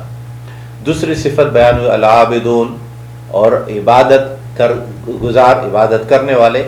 یہ وسیع عنوان ہے۔ اللہ تبارک و تعالیٰ کو اپنا آقا اور مالک، یعنی اپنے آپ کو اللہ کی ملکیت اور پراپرٹی میں سمجھنا۔ جب ہم عابد، معبود، یہ تمام صیغوں کا ذکر کرتے ہیں اور اس سے تصور غلامیت کا اظہار ہو تو ہم موجودہ زمانے میں غلامی کی کیفیت کو پوری طرح محسوس نہیں کر پاتے، اس لیے کہ ہم نے غلامی دیکھی نہیں ہے۔ ہم تو ملازمتوں کو یہ سمجھتے ہیں کہ بھائی بعض ملازمتوں میں سہولتیں زیادہ ہوتی ہے، بعض میں کم ہوتی ہے۔ غلامی کے تصور کو جاننے کے لیے اس حدیث کا مطالعہ بہت ضروری ہے کہ رسول اکرم صلی اللہ علیہ وسلم کے صحابی ابو ذر غفاری رضی اللہ تعالیٰ عنہ ایک دفعہ بازار میں آئے تو جو انہوں نے لباس جیسے پہنا ہوا تھا ان کے غلام نے بھی ویسے ہی پہنا تھا. اور حدیث کے الفاظ ہے کہ اوپر اور نیچے یعنی شلوار اور قمیص یا نیچے جو بھی پہنا تھا وہ دونوں ایک ہی رنگ ایک ہی طرح تھا, اور ان کے غلام نے بھی اسی طرح پہنا ہوا تھا, یعنی دونوں نئے تھے اور دونوں کا رنگ ایک تھا. اچھا, یہ بھی اس لیے کہ جب کپڑا کم تھا یا پرانے زمانے میں لوگ پورا جوڑا ایک ساتھ نہیں بناتے تھے. پہلے جب قمیص خراب ہو جاتی تو قمیص بنا لیتے تھے, جب شلوار خراب ہو جاتی تو شلوار بنا لیتے تھے. اس لیے عموماً رنگیں الگ الگ ہوتی تھی. اب تو خیر رنگوں کا زیادہ ہونا یا دونوں کلر کا الگ الگ ہونا فیشن بن گیا, لیکن پہلے یہ مجبوری اور ضرورت تھی. تو جب لوگوں نے دیکھا کہ ابو ذر غفاری اور ان کے غلام رضی اللہ تعالیٰ انہوں دونوں کا لباس ایک ہے تو حیرت ہوئی اور پوچھا کہ آپ اور آپ کے غلام کا لباس ایک ہے؟ تو ابو ذر نے فرمایا ہاں, میں نے رسول اکرم صلی اللہ علیہ وسلم کے سامنے ایک مرتبہ اپنے غلام کو برا بلا کہا تھا, تو رسول اکرم صلی اللہ علیہ وسلم نے میری تعریف فرمائی تھی. لہذا اس کے بعد سے جیسے میں پہنتا ہوں ویسے ہی میں اپنے غلام کو پہناتا ہوں, جیسے خود کھاتا ہوں ویسے ہی غلام کو کھلاتا ہوں. یہ بات اس لیے لوگوں کو حیران کن لگی کہ غلام کے کوئی حقوق نہیں ہوتے تھے, غلام کے کھانے پینے کا کوئی انتظام نہیں کرتا تھا, وہ کما کر خود پہ بھی خرچ کرتا تھا اور اپنے آقا کو بھی دیتا تھا. یہ جو حضرت بلال رضی اللہ تعالیٰ عنہ کے ساتھ رسول اللہ صلی اللہ علیہ وسلم کی وابستگی ہوئی, بلال رسول اللہ صلی اللہ علیہ وسلم کے ساتھی کیسے بنے؟ بلال شدید بخار میں تھے رضی اللہ تعالیٰ عنہ, اور بلال اکیلے بھی نہیں بلکہ یہ لفظ ہم استعمال کرتے تو حضرت عمر کے الفاظ ہے سیدنا بلال. اور کون سا بلال؟ وہ بلال کہ جب پہلی مرتبہ رسول اللہ صلی اللہ علیہ وسلم نے کہا کعبے پہ چڑھ کے اذان دو تو مشرکین مکہ کہنے لگے اچھا ہے ہمارے ابا و اجداد اس سے پہلے وفات پا گئے کہ انہوں نے یہ وقت نہیں دیکھا کہ بلال جیسا غلام وہ کعبے کی چھت پر ہو. تو یہ معاشرتی اسٹیٹس تھی غلاموں کی. حضرت بلال رضی اللہ تعالیٰ عنہ سخت بخار میں تھے اور ان کے آقا نے ان کو ذمہ داری لگائی تھی, کام بڑا مشکل تھا. اتنے میں رسول اللہ صلی اللہ علیہ وسلم پاس سے گزرے تو ان کے پاس آئے کہ بلال کیا ہے؟ تو یہ تو بڑے غصے میں تپے ہوئے تھے, کہاں ہر کوئی آ کر یہی پوچھتا ہے, اب کر کے تو کوئی نہیں دے گا. تو رسول اللہ صلی اللہ علیہ وسلم نے کہا میں آپ کے ساتھ کام کروں گا. اور وہ رات رسول اللہ صلی اللہ علیہ وسلم نے بلال کے کام کو خود سر انجام دیا, جبکہ بلال رضی اللہ تعالیٰ عنہ جو بعد میں ایمان لائے وہ شدید بخار کے شکار. اچھا, یہ رات تو یہ وقت اس طرح گزر گیا. اگلے دن رسول اللہ صلی اللہ علیہ وسلم پھر آئے اور ان کو پھر بخار تھا, یہاں تک کہ جب نے 3-4 دن تک ان کو بخار رہا رسول اللہ صلی اللہ علیہ وسلم ان کی جگہ کام کرتے رہے. اس سے تعلق بنا, قرب, انسیت اور پھر محبت اور وفاداری کی وہ لازوال کہانی وجود میں آئی جو آج تک ہم دہراتے ہیں. اور جب بھی حضرت بلال کا نام آتا ہے تو ہمارے دلوں میں احترام, ہمارے سر احترام سے جھک جاتے ہیں ان کی اس عظمت اور وفاداری کے ساتھ. تو یہ تعلق قائم ہوتا ہے محبتوں سے. یہ غلامی کا تصور تب سمجھ میں آتا ہے جب ہم یہ غلامی کی کیفیت معلوم ہو کہ اپنے سب کچھ کا کچھ اختیار نہ ہونا اور دوسرے کا اس طرح غلام بننا. تو ہم جب کہتے ہیں عبادت کرنے والے, تو عبادت میں جیسے ہم نماز میں اپنا سر زمین پہ رکھتے ہیں, یعنی اپنے آپ کو اس طرح عاجزی, انکساری اور تذلل میں ڈالنا اللہ کے سامنے کہ اپنے بالاتری, برتری اور اعلیٰ ہونے کا کوئی احساس نہیں ہو, صرف اللہ کی عظمت, رفعت اور بلندی ساتھ. تیسری صفت ہے الحامدون, اللہ کے حمد بیان کرنے والے. یہ قرآن حکیم کا پہلا لفظ بھی ہے الحمدللہ, اور یہ مومنوں کے لیے حامدون حمد کرنے والے. وہاں الحمدللہ رب العالمین کہا. رسول اکرم صلی اللہ علیہ وسلم کے لیے جو سب سے بڑا مقام ہے جو ہم اذان کے بعد دعا میں بھی ذکر کرتے ہیں کہ وَبَعَثْهُ مَقَامًا مَحْمُودًا, آپ کا مقام مقام محمود ہے, اور اس مقام محمود کی ہم ہر اذان میں دعا کرتے ہیں. اور آپ صلی اللہ علیہ وسلم قیامت کے دن جب شفاعت کے مقام پر ہوں گے تو وہی مقام مقام محمود ہوگا, چونکہ ہم نے ہر اذان کے بعد آپ صلی اللہ علیہ وسلم کے لیے یہ دعا کی ہے, کرتے ہیں اور کرنی بھی چاہیے. اس لیے یہ امید رکھتے ہیں کہ رسول اللہ صلی اللہ علیہ وسلم بھی جب شفاعت فرمائیں گے تو ہماری شفاعت فرمائیں گے. اور اس لیے رسول اللہ صلی اللہ علیہ وسلم نے فرمایا لواء الحمد بیدی، قیامت کے دن حمد کا جھنڈا میرے ہاتھ میں ہوگا. یعنی سفارش سے پہلے آپ صلی اللہ علیہ وسلم کو جب یہ ذمہ داری ملے گی اور تمام انبیاء سے ہو کر لوگ آپ کے پاس آئیں گے، آپ اللہ کی حمد بیان کر کے دعا کریں گے اور پھر اس کے بعد لوگوں کی کارروائی شروع ہوگی عدالتی. تو اس لیے آپ صلی اللہ علیہ وسلم کے مقام کی بنیاد پر اس کو مقام حمد یا رسول اللہ صلی اللہ علیہ وسلم کے الفاظ میں کہ آپ نے فرمایا لواء الحمد بیدی، حمد کا جھنڈا قیامت کے دن، اور آپ صلی اللہ علیہ وسلم کے ساتھ ہوں گے تمام حمد کرنے والے. اس لیے قرآن حکیم کی پہلی آیت ہی یہ ہے الحمدللہ رب العالمین. تو ہم سب حمد کرنے والوں میں اللہ تبارک و تعالی ہمیں شامل فرمائے کہ ہم زبان حال سے بھی حمد کرنے والے ہو، زبان قال سے بھی ہو، اور اپنے ہر اعضاء سے اس ذمہ داری کو پوری کرنے والے. نمبر 4 فرمائے سائحون، اس میں روزہ دار بھی شامل ہے اور بقیہ دین کے تمام کام کرنے والے. الراکعون، اللہ کے آگے جھکنے والے، اتباع اور فرما برداری اختیار کرنے والے، اور اس میں نماز کی کیفیت رکوع بھی شامل ہے. الساجدون، سجدہ ریز ہونے والے.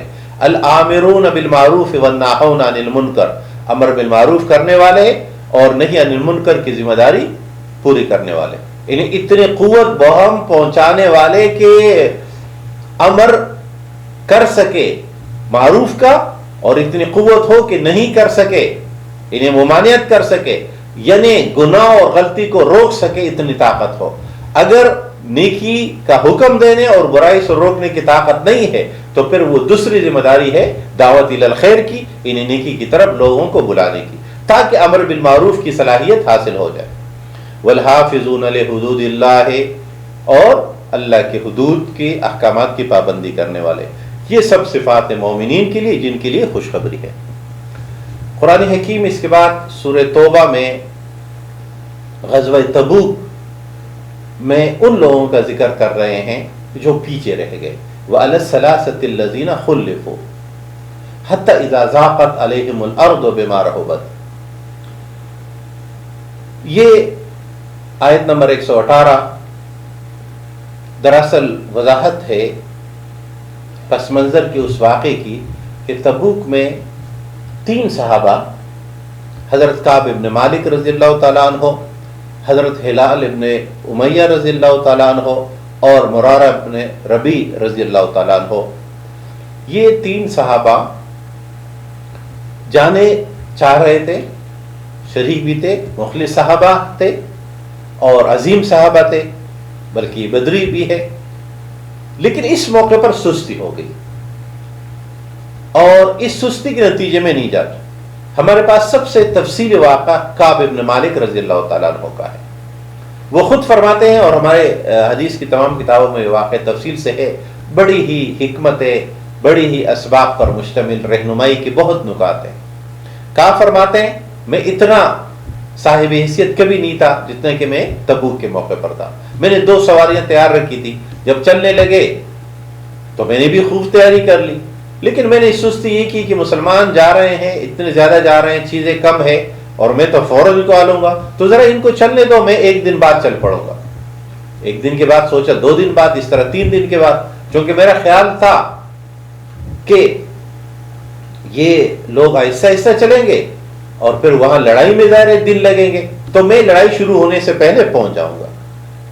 لیکن اتنے میں خبر پہنچی کہ مسلمان واپس آ رہے، اس لیے کہ وہاں تو لڑائی ہوئی نہیں. تبوک نے ایک تو یہ بات واضح کر دی، پیچھے رہ جانے والے جن سے قافلہ چھوٹ گیا. لہذا میرے اور آپ کے لیے سبق ہے کہ زندگی میں جب دین کے کام درپیش ہو اور دین کے مراحل میں کردار ادا کرنے کا وقت ہو تو کہ ایسا نہ ہو کہ ہم سستی کا شکار ہو جائے، ہم پیچھے رہ جائے، قافلہ ہم سے چھوٹ جائے اور پھر ہمیں ندامت اور پشیمانی ہو. تبوک میں اسی سے ملتا جلتا بالعکس کردار، کنٹراسٹ کردار وہ ابو ذر غفاری کا ہے. ابو ذر غفاری کی سواری ان سے مس ہو گئی. اب وہ چل پڑے ہیں، باقی لشکر آگے جا رہا ہے، ابو ذر پیچھے رہ گئے، لیکن راستے میں ہیں اور مسلمان جا کر تبوک میں ڈیرا ڈال گئے. رسول اللہ صلی اللہ علیہ وسلم پوچھتے تھے فلاں کہاں ہے، فلاں کہاں ہے، تو کسی نے ابو ذر کا بھی سوال کیا اتنے میں دور سے ایک شخص تنہا آ رہے ہیں اپنا سامان اٹھائے ہوئے، اور یہ سفر جو سینکڑوں کلومیٹر کا ہے، یہ انہوں نے یہ صحرا وغیرہ میں تنا، لیکن رکے نہیں، تمے نہیں، اور سستانی کے لیے لیٹ کر بھول نہیں گئے، کچھ بھی نہیں ہے، تب بھی چل پڑے اور رسول اللہ صلی اللہ علیہ وسلم سے ملاقات ہوئی۔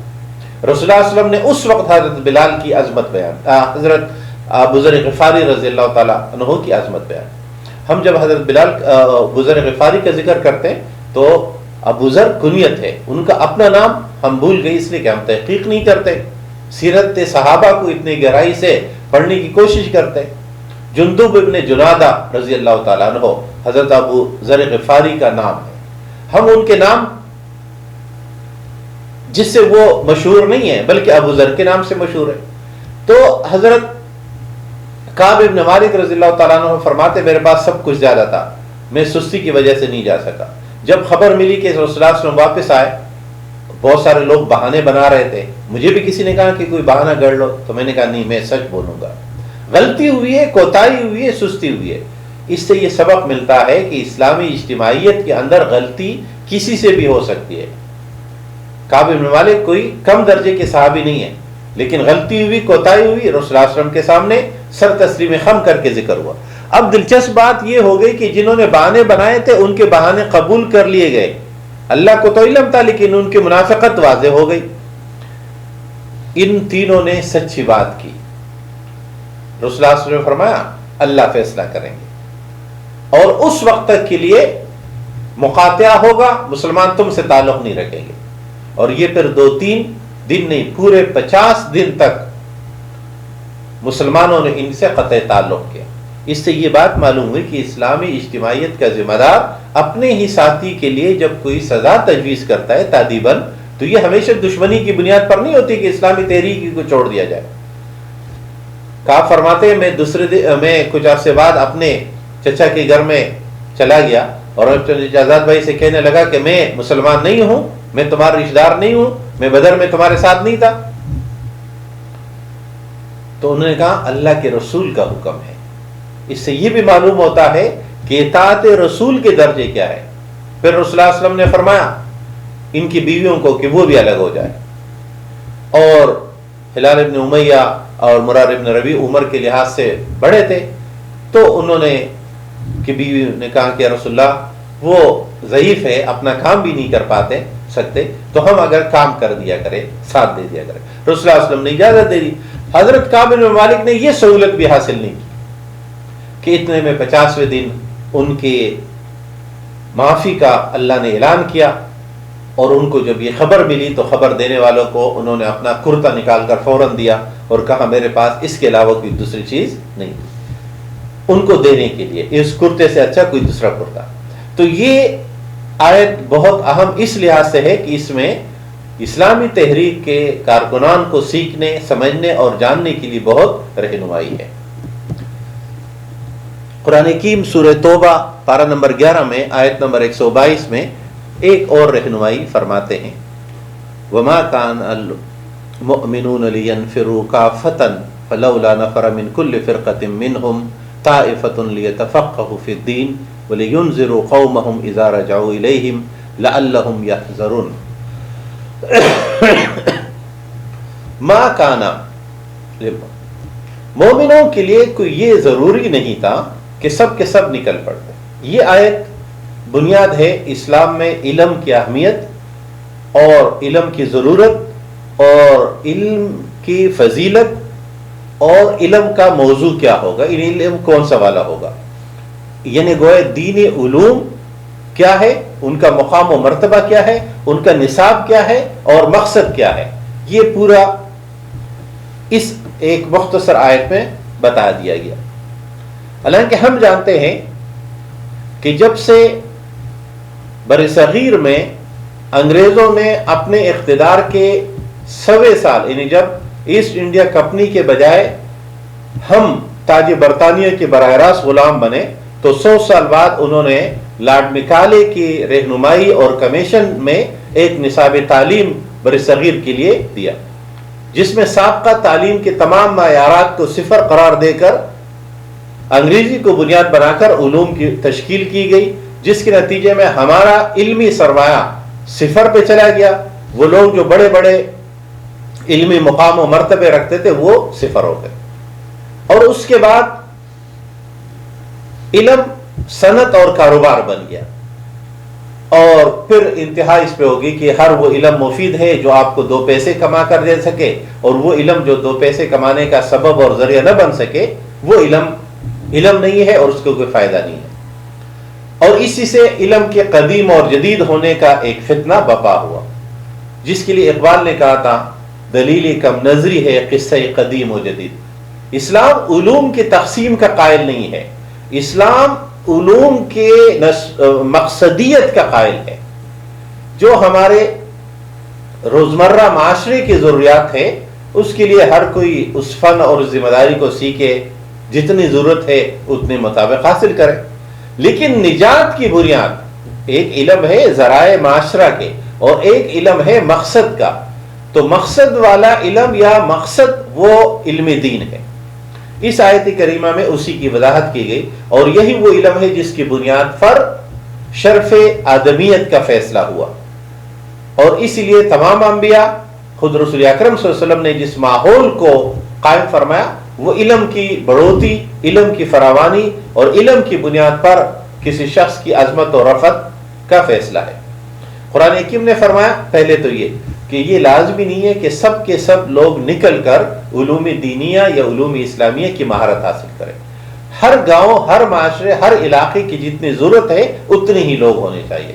تو فرمایا ایسا کیوں نہ ہو کہ فلولا نفر من کل فرقۃ منہم طائفۃ لیتفقہوا فی الدین، کہ ہر گروہ میں سے، یعنی ہر گاؤں میں سے، ہر شہر، ہر بستی، ہر ملک میں سے ایسے لوگ ہو کہ وہ تفقہ فی الدین حاصل کریں. انہیں فقاہت فی الدین، دین میں سمجھ بوجھ. اس لیے گویا فقاہت فی الدین ہی نصاب ہے، فقاہت فی الدین ہی وہ مطلوبہ معیار و مقدار ہے کہ ہر گاؤں میں، ہر بستی میں ایسے لوگ ہو جو اس بستی والوں کے دینی علم کی ضرورت کو پوری کر سکے. اور پھر ہر شہر میں اس طرح کے ہو، ہر ملک میں سے ہو.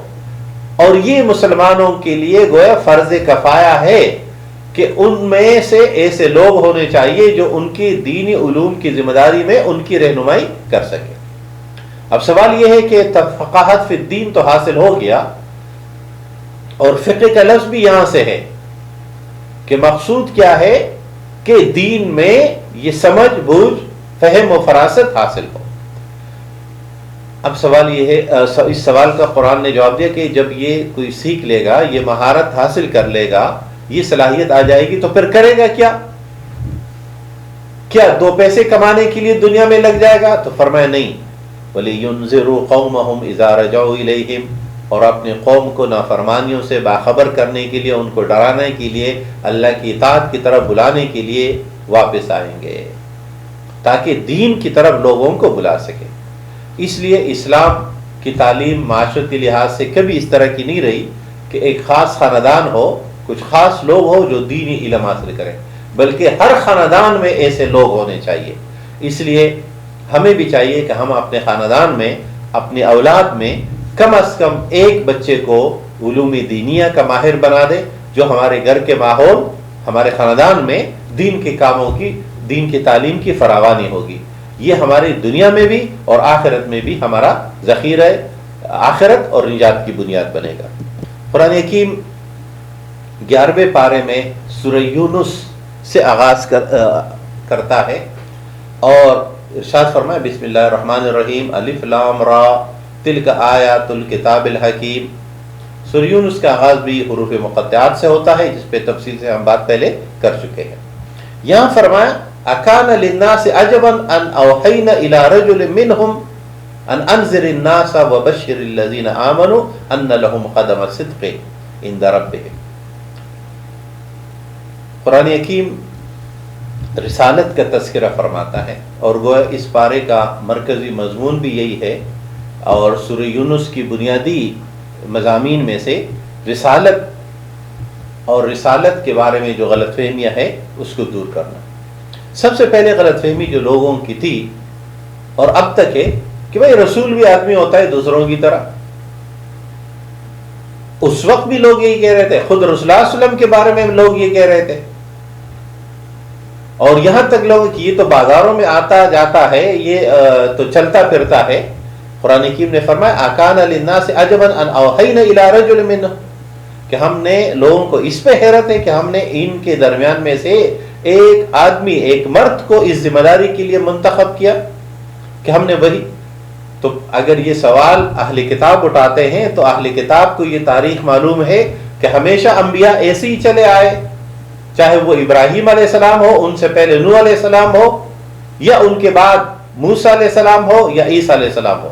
یہ سب مرد بھی تھے, اور یہ ذمہ داری اس لیے ہوتی ہے کیونکہ یہ گھر سے باہر کی ذمہ داری ہے. اس لیے اللہ تبارک و تعالیٰ نبوت کے خدمات کے لیے ان کو نامزد کرتا ہے, متعین کرتا ہے. اس سے مسلمانوں کے ہاں جو اصول بنا یا جو شریعت میں, وہ بشریت رسول ہے. رسول ہمیشہ بشر ہوتا ہے, اس لیے کہ انہیں انسانوں کی طرف بھیجا جاتا ہے. قرآن حکیم دوسرا سوال نقل کرتا ہے کہ کچھ لوگ یہ کہتے ہیں کہ یہ رسول فرشتہ کیوں نہیں ہے. تو قرآن فرماتا ہے کہ اگر ہم نے فرشتوں کو رسول بھیجنا ہوتا, انہیں فرشتوں کے لیے بھیجنا ہوتا, تو ہم فرشتے بھیجتے, لیکن چونکہ ہم نے انسانوں کے لیے بھیجنا ہے تو اس لیے انسان کو رسول بنا کر بھیجیں گے. اگر فرشتہ بھیجیں گے تو لوگ کہیں گے کہ بھئی یہ تو فرشتہ ہے, ہم تو اس لیے سے کر نہیں سکتے. اس لیے مسلمانوں کا اس پر اتفاق ہے بشریت رسول پر, اور انکار بشریت رسول سے یہ اس کو اسلامی عقائدے کے مطابق ہمیشہ غلط سمجھا گیا, اور امت میں کبھی بھی کسی نے بشریت رسول کا انکار نہیں کیا, اور یہی اسلام کا عقیدہ ہے, اور اسی پر مسلمانوں کا اتفاق ہے. بشریت رسول کی ضرورت اس لیے ہے کہ رسول ایک نمونہ عمل ہے جس کی کاپی ہر شخص کو کرنی ہے. اگر رسول بشر نہیں ہو, غیر بشر ہو, تو پھر اس کی کاپی نہیں کی جا سکتی, اس کو نمونہ عمل نہیں بنایا جا سکتا, اور یا پھر وہ ان سب چیزوں کو کر کے دکھا نہیں سکتا جو کہ ایک بشر ہونے کا تقاضا ہے. رسول اکرم صلی اللہ علیہ وسلم نے نماز پڑھی, ہمیں نماز کا عملی طریقہ معلوم ہو گیا. رسول اکرم صلی اللہ علیہ وسلم نے جہاد کیا, ہمیں جہاد کا عملی طریقہ معلوم ہوا. رسول اکرم صلی اللہ علیہ وسلم نے اپنے ساتھیوں میں صلح کی, ہمیں صلح کے طریقے معلوم ہوئے. رسول اکرم صلی اللہ علیہ وسلم نے دشمن سے جنگ کیا, ہمیں جنگ کے طریقے معلوم ہو گئے. رسول اکرم صلی اللہ علیہ وسلم نے نکاح فرمائے, ہمیں نکاح کا طریقہ معلوم ہوا. اگر رسول اللہ صلی اللہ علیہ وسلم یہ سب امور سر انجام نہیں دیتے تو ہمیں عملی طریقے معلوم نہیں ہو پاتے. اس لیے بشریت رسول ضروری بھی ہے, لازمی بھی ہے, اور یہی بشریت کمال ہے. مثلا ایک فرشتے کا نیک ہونا, فرشتے کا محیر العقول طور پر کردار ادا کرنا, وہ تو فرشتہ, اس لیے اس میں یہ بات کوئی کمال کی نہیں ہے. لیکن رسول اکرم صلی اللہ علیہ وسلم بشر ہونے کے باوجود, آپ کو پتھر لگا, آپ کے سر سے, آپ کے بدن سے خون نکلا, لیکن اس کے باوجود اپنے مخالفین کو معاف کرنا, اپنے دوستوں کا, ساتھیوں کا اتنا ساتھ دینا, یہ نمونہ عمل کوئی اور پیش ہی نہیں کر سکتا. اس لیے اللہ تبارک و تعالی ہمیشہ انبیاء کو بشریت کے روپ میں بھیجتے ہیں, انہیں کسی انسان ہی کو نبی بناتا ہے. یہاں یہ بات بھی ہے کہ اسے ایک اور آزمائش بھی مطلوب ہے کہ جو لوگ جدید دور میں اب کیا کہتے ہیں, لوگ جدید دور میں سرمایہ دارانی نظام, جیسے ہم نے ڈیکارٹ کے حوالے سے کہا کہ وہ سب انسان ایک جیسے حواس خمسہ رکھتے ہیں, اور ان حواس خمسہ کے ذریعے حاصل ہونے والے معلومات کو ذہن ترتیب دیتا ہے, لہذا اس کے علاوہ علم کا کوئی ذریعہ نہیں ہے. ہم رسالت کی بات کرتے ہیں علوم رسالت کی بنیاد پر کہ رسول دراصل اس علم, اس وحی کو منتقل کرنے کا ذریعہ ہے جو علم حقیقی ہے, جس کے مقابلے میں تمام سسٹم اور نظام غلط ہے. سرمایہ دارانہ نظام دراصل عبادات کی نفی کا نام نہیں ہے, بلکہ سرمایہ دارانہ نظام دراصل اسلامی نظام یا رسالت کے نظام کی نفی کا نام ہے. سورہ یونس میں قرآن حکیم آیت نمبر 7 میں ارشاد فرماتا ہے عقیدہ آخرت کو, یعنی رسالت کے عقیدے کو, اور اب آخرت کے, اور یہی مکی صورتوں کے مضامین ہے. ان الذین لا یرجون لقاءنا ورضوا بالحیاۃ الدنیا واطمأنوا بها والذین هم عن آیاتنا غافلون اولئک مأواہم النار بما کانوا یکسبون. جو لوگ ہمارے ملاقات کی امید نہیں رکھتے، یقین نہیں رکھتے، یعنی آخرت کے دن اللہ کے سامنے پیش ہونے کی جس کو یقین نہیں ہو. اس لیے مومنوں کی جو صفات بیان ہوتی ہے وہ ہمیشہ آخرت میں اللہ کے سامنے پیش ہونے کی ہے، جس کی وہ تیاری کرتا ہے. اس لیے قرآن حکیم نے فرمایا وَأَمَّا مَنْ خَافَ مَقَامَ رَبِّهِ وَنَهَى النَّفْسَ عَنِ الْهَوَىٰ، جو رب کے سامنے پیش ہونے سے ڈرا، اس کی تیاری کی اور اپنے نفس کو کنٹرول کیا. وَنَهَى النَّفْسَ عَنِ الْهَوَىٰ فَإِنَّ الْجَنَّةَ هِيَ الْمَأْوَىٰ، تو جنت اس کا ٹھکانہ ہے. تو آخرت کی تیاری ذریعہ ہے، وہ پیشی کی تیاری دراصل ذریعہ ہے نجات کی. تو اس لیے فرمایا کہ جو ہمارے سامنے پیش ہونے کے لیے وَرَضُوا بِالْحَيَاةِ الدُّنْيَا، یہ ہے عقیدہ آخرت کے مقابلے میں سرمایہ دارانہ نظام کا جو عقیدہ ترقی ہے وہ ان الفاظ میں قرآن حکیم نے ذکر کیا کہ یہ لوگ آخرت کا انکار کرتے ہیں وَرَضُوا بِالْحَيَاةِ الدُّنْيَا، اور دنیا کی زندگی پر راضی ہے کہ بس یہی ہے. اس لیے سرمایہ دار نظام کہتے ہیں کہ یہ دنیا، اور اس دنیا میں زیادہ سے زیادہ ترقی، زیادہ سے زیادہ اپنے سہولیات. اس لیے سرمایہ دارانہ نظام کی بنیاد ہوس اور ہرس پر ہے، اور اس ہوس اور ہرس یعنی لامحدود ہوس اور ہرس، اس کو ترقی اور اس میں بڑھوتی وَرَضُوا بِالْحَيَاةِ الدُّنْيَا. قرآن حکیم نے اس کا عنوان یہ تجویز کیا کہ آخرت کی ملاقات سے انکار اور دنیا کی زندگی پر راضی، یہ جتنا زیادہ ہو، جتنی وسیع ہو، وَاطْمَأَنُّوا بِهَا، اور پھر اس پہ اطمینان کہ اور جس کے پاس یہ نہیں ہے تو گویا وہ ایک اچھی اور مطمئن زندگی نہیں گزار رہا ہے. قرآن حکیم فرماتے ہیں ان کا ٹھکانہ جہنم. قرآن حکیم سورہ یونس میں آیت نمبر 90 میں، پارہ نمبر 11 میں اس حقیقت کا اعلان فرماتا ہے جو رہتی دنیا کے لیے ایک چیلنج ہے، اور وہ ہے بنی اسرائیل کے مقابلے میں فرعون کے لشکر کا غرق ہونا اور ان کے فرعون اور ان کے فوجیوں کی تباہی. اور جیسے ہم نے پہلے ذکر کیا تھا کہ قرآن حکیم کی اس معجزے کا انکار کرنے اور اس انکشاف کو مخالفت کرنے کے لیے خود بائبل سوسائٹی نے بائبل پر جو ڈاکومنٹریز بنائی ہے اس میں وہ فرعون کو زندہ واپس لاتے ہیں، جبکہ بائبل میں فرعون کے غرق ہونے کا ذکر ہے. تو قرآن حکیم فرماتے ہیں کہ ہم نے فرعون اور ان کے لشکریوں کو، ان کے افواج کو غرق کیا. حتی اذا ادرکہ الغرق، یہاں تک کہ جب وہ پیچھے آئے بنی اسرائیل کے تو پانی آپس میں ملنے کے نتیجے میں وہ غرق ہے. تو اس وقت فرعونیوں نے کہا قال آمنت انہ لا الہ الا الذی آمنت بہ بنو اسرائیل وانا من المسلمین. رسول اللہ صلی اللہ علیہ وسلم نے فرمایا موسیٰ کا فرعون مرتے وقت تو کم از کم کلمہ کہنے کی پیشکش کر رہا ہے، میرا فرعون یعنی ابو جہل تو مرتے وقت بھی کہہ رہا تھا میری گردن کو ذرا نیچے سے کاٹنا تاکہ میں نمایاں رہوں، لیکن اس پیغمبر کی بات نہیں مانیں گے. تو اللہ نے فرمایا الآن وقد عصیت قبل وکنت من المفسدین، کہ اب جب موت کا شکار ہو چکا ہے، آخری مراحل شروع ہو چکے ہیں، اب ایمان کا کوئی فائدہ نہیں ہے. فَالْيَوْمَ نُنَجِّيكَ بِبَدَنِكَ، یہ اصل نقطہ ہے کہ قرآن حکیم نے فرمایا ایک تو غرق ہونا، دوسرے کہ آج ہم تیرے بدن کو محفوظ کریں گے. اور یہ بدن کی محفوظیت کا فیصلہ اس کے بعد کوئی 3000 کے قریب سال تک یہ لاش انسانوں کو نہیں ملی. 3000 سال بعد اس صدی کے گزشتہ صدی کے آخر میں یہ لاش دریافت ہوئی.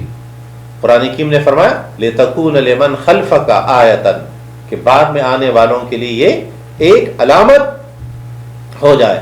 وَإِنَّ كَثِيرًا مِّنَ النَّاسِ عَنْ آيَاتِنَا لَغَافِلُونَ. لیکن اس کے بعد بھی یہ ہوا کہ یہ ماننے کے باوجود کہ یہ لاش جس پہ چمڑا موجود ہے، جس کے بدن میں اتنے عرصے اگر لوہا اور فرات پانی میں رہے تو وہ زنگ کی وجہ سے ختم ہو جائیں، لیکن یہ لاش محفوظ رہی. اور کیمیائی تجزیے وغیرہ سب ہوئے، اس فرق کے ساتھ بھی کہ بقیہ فرائین کی جو ممیز ہے وہ یمام کی ہوئے موجود ہے، ان کو مسالے اور کیمیکل لگا کر محفوظ کیا گیا. اور یہ بغیر کسی مسالے وہ تابوتوں میں رہے، یہ پانی میں رہا، پھر بھی لاش محفوظ ہے.